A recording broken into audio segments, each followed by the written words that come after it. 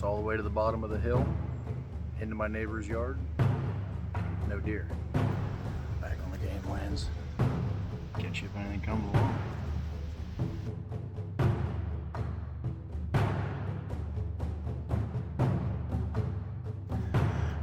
Well, it happened again.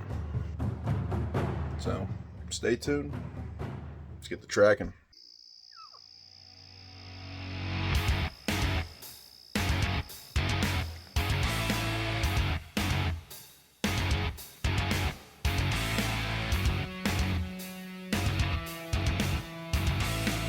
Yes. Yes. How's that for a bass? Woo. Choke that frog.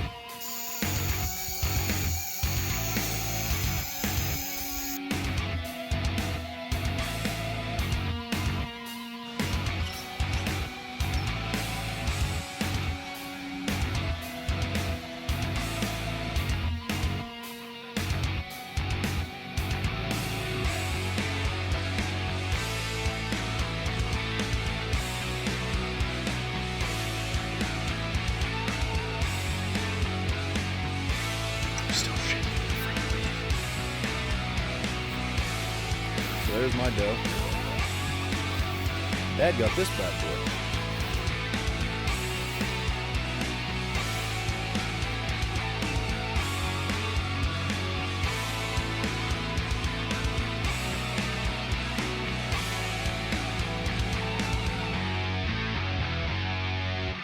Alright, so before we get too far into this, I'm going to be popping up through the video a couple different times, trying to paint the picture a little bit better, where I'm at, and sort of the terrain that I'm tracking this doe through, as well as some of the distances that kind of really like put it together, the scale of the whole track job. I followed this doe for around 3 days. The first night I didn't track using onX, but I did go back the second day, sort of make the same general loop. It wasn't the exact path following the blood, but it's close enough. The third day I also didn't track because I had lost blood. I was just sort of going on where I thought that doe might have been. So at this point in the video, I'm past where I had already tracked. You can see in the onX satellite I put up, it has a little blue dotted line. That was the tracking line. Also put up a little bit of some of the statistics that onX recorded from that track. But again, from the point in the video you're going to see forward, I am past the track. The next clip you're going to see, I am on the third power line, heading into that creek bottom. Now that creek bottom, the reason I thought she might be in there is that it's sort of generally thought that wounded deer head to water. I don't know who originally came up with that. I don't know why, but that's what everybody says. So it was in my head that wounded deer head to water. There's a creek bottom running right through the bottom of this valley where the previous track was pointed to. So I assumed, hey, this doe probably headed down to the creek bottom. Plus it had some good cover, so I figured that was a good place to just follow along and see if there's anything through there. So without any further ado, let's get into it. Well, it is October 18th, and I'm heading into the woods. I'm going to give it one more shot at a doe this early season. Bow's 0 for 2, so I put it in timeout. Got the old flinch lock with me, so I figure I got one more place to check for that doe that I hit on Saturday. I doubt she's going to be any good, but I got to know if my tag is burned or not. So, at the very least, I'm going to take a hike down in there, walk the creek bottom on these game lands, see if maybe we just pushed her too early. And this episode is going to include a new piece of gear I picked up. Got a set of Vortex Diamondbacks. So the eyepiece fell off my other binoculars. I figured I was about due for an upgrade anyhow. So anyway, I figured I'd bring the old flinch lock out, walk this creek bottom, if I find that doe, I'm just gonna unload and head back to the truck, pack her out, see if I can apply for a new tag. Because in Pennsylvania, if you get one, you can't salvage the meat. They might replace your tag. So I'm gonna give it another shot. If she's not down this creek bottom somewhere, then by all accounts, she's still gonna be alive. I'm also taking today as an opportunity to scout an area last year, specifically that I know held quite a few bucks. And if you'll see here,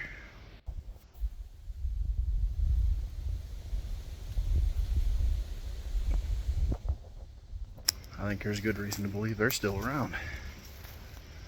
So, come this weekend, I might find somewhere up in this thickness to hang a saddle. I'm just gonna kind of poke around here, glass down into this creek bottom, see if I see that white belly. And if not, I might set up somewhere, try to crack an old nanny. So, stay tuned. And right here's the kind of stuff I'm looking for. Kind of hard to tell because it hasn't been opened in a while, but that's a scrape. This is definitely an area to keep an eye on. I'm getting pretty excited. I think it's going to be a good spot to set up for a nice buck.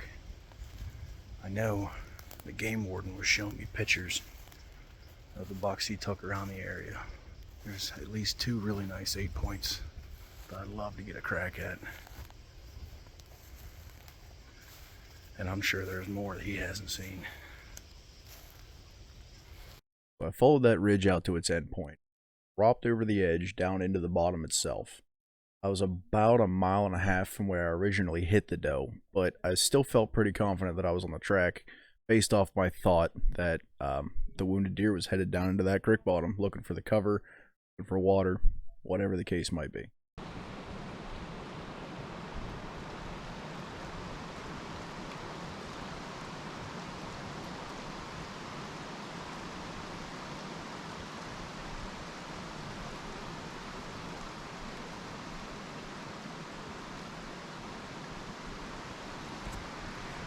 Along the way, I managed to find one more spot of blood on a fallen tree down along that bottom. You'll actually see it on the onX map, marked as a picture, and here's that picture. I was feeling encouraged, and I continued along through the creek bottom.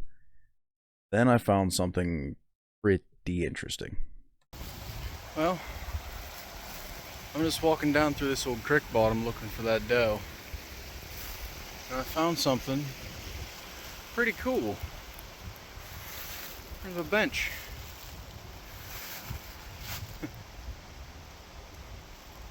Tell me this ain't somebody's great granddad's old hunting spot. You can just mosey on down over the hill. Back there. Have himself a seat. Make the grandkids drag him out. You never know what you're going to find out here in the woods. I'm not seeing much in the way of deer sign down through the bottom. No sign of a wounded deer running through. No smell. Nothing. Best guess is somehow, that doe's still on her feet. At least I'm getting a nice walk through some beautiful scenery. It turns out this may not be somebody's granddad's hunting spot. Because I looked up.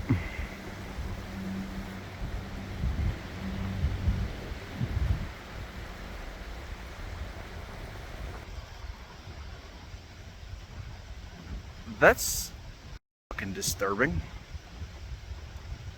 I'm gonna get the hell out of here. So with that, I concluded the deer had been transformed into a skinwalker by whatever cult created that monument. I assume the Game Commission didn't refund tags for skinwalker transformations, so I went ahead and bailed out. Well, it's Monday, October 24th. 6:02 p.m. Got about an hour till dark. I woke up early, so I figured I'd come out, do a quick hunt before work. I left my climbing stick at home, so I'm set up on the ground watching this power line. Back behind me is a bunch of whole stand of oaks, and they're dropping like crazy. I was in here on Saturday too. I didn't get enough to make an episode out of it, but I had a deer snorting behind me right after dark. I know when Dad sits on this side, he usually sees a nice 8-point come out across the way and work his way down this near side of the power line. So I'm gonna keep my eye out for him. Hopefully he wanders by. The wind seems to be blowing directly up this edge. So with any luck, he'll stay out into the power line a little bit. It won't catch my wind. About 10 yards below me is a trail. About 10 yards above me is another one. And you can see where these weeds, there's a real defined edge to that power line. Directly uphill of me, there's about 8 scrapes. So if he's moving through here in daylight, I might have an opportunity at him. This will be my first real hunt off the ground with a bow, so see if we can get it done. I just got busted on the way out.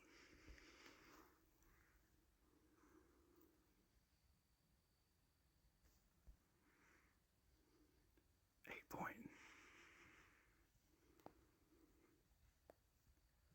See you, bud. Now I know where he comes through. I'm gonna get his ass.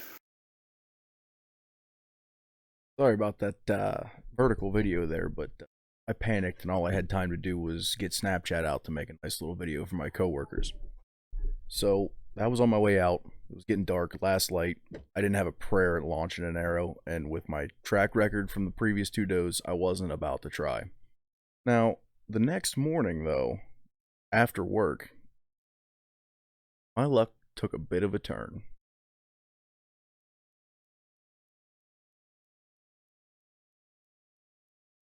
Yep, I nailed a doe. At least I found one. It took about a month for my car to get fixed, but it'd meet in the freezer. Now I just had to get one the right way. Alright folks, we are officially in the rut. It is Saturday, October 29th. I'm out for the evening hunt. And this time I'm set up on a little bit different power line.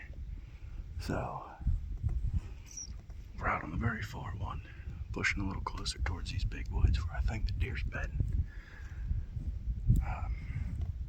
You might have seen that 8-point that busted me last week. And I'm thinking what he's doing is following. There's a little bottom that this just drops down into. It's kind of like a little funnel. Goes down on both sides. And there's a trailhead that comes out right over in that area. I think he works his way down this power line, cuts across, goes down the first one, makes a loop, and comes back to his bedding down over this hill somewhere. So I got the grunt call handy, and if I see him, I'm gonna hit him with it. See what we can accomplish now. I got about a 20-yard shot to the opposite side of this little power line here. It's gonna post up. It's 3 o'clock now, so we got a little bit of time before things should start heating up. But I'm just gonna settle in here. The wind's kind of upsetting me a little bit, but I think I should be high enough up that I'm not bothering anything. We'll find out. Catch you in a minute.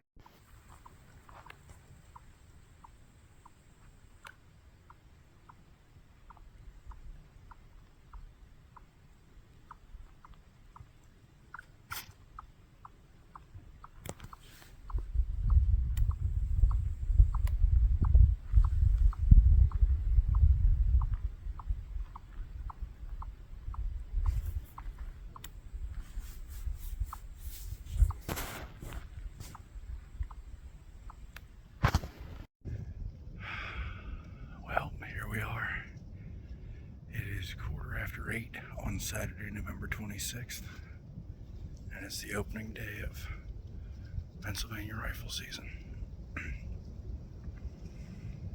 I've been hearing a little bit of shooting going on so far. We got a bit of a late start. I've heard less than 10 shots all day, so I'm not too worked up about it. Cameras haven't been all that active. I've had one deer since November 16th on the camera, so nothing to get too excited about, but we're gonna spend the morning here on my ground. I think my neighbors across the hill are doing a drive. So I'm just gonna settle in here for the morning and see what wanders by.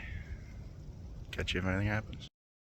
I no sooner got my phone back into my pocket from making that video when I heard a shot over my right shoulder. Dad was in his stand about 60 yards downhill, so I turned to look and see what happened. Looked over my right shoulder and I see 2 does standing on the old logging road right 30 yards down below my stand. And of course, forgot to hit record on the GoPro. But I wound up shooting the biggest of the 2 does, and I did manage to catch the fawn running off. Yeah.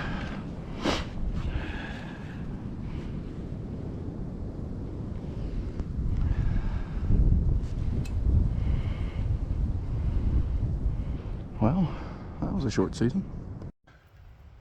Well, I didn't get shot on camera, but Dad shot. I turned around, there's 2 does standing behind me. So there's my doe. Dad got this bad boy.